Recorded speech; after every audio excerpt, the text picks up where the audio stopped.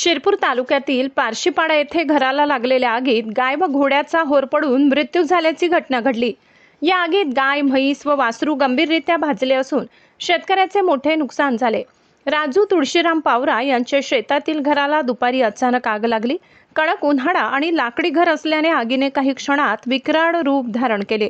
घराजवळ वीट भट्टी असल्याने सुरुवातीला धुरामुळे आग लागल्याचा अंदाज व्यक्त झाला, मात्र शॉर्ट सर्किटमुळे आग लागल्याची शक्यता वर्तविली जात आहे। या आगीत लग्न समारंभात वापरला जाणारा घोडा व एक गाय मृत्युमुखी पडले, तर अन्य जनावरे भाजली। तसेच पीव्हीसी पाईप, ठिबक नळ्या व शेती साहित्य जळून खाक झाले। गावकऱ्यांनी तात्काळ आग विझवली। सरपंच दिलीप पावरा यांनी प्रशासनाला कळवून पंचनामा सुरू केला असून पशुवैद्यकांकडून जखमी जनावरांवर उपचार सुरू आहेत। माझे वडील राजू तुळशीराम पावरा पारशीपाडा यांचं काल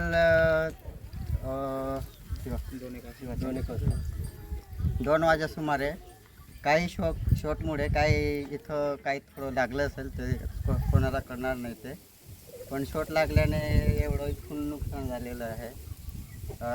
घोडा होता, 4-5 लाखाचा घोडा होता आणि 4-5 वर्षाची गाय होती।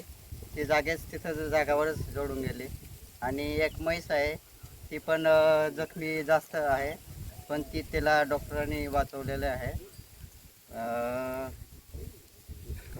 अजून पाईप वगैरे सर्व इथं काय पाईप वगैरे पण होते, ते पण जाळले गेले आणि लाकूड सगळं आणि कोंबडे होते, ते कोंबडे पण एखादे गेले असं वाटतं।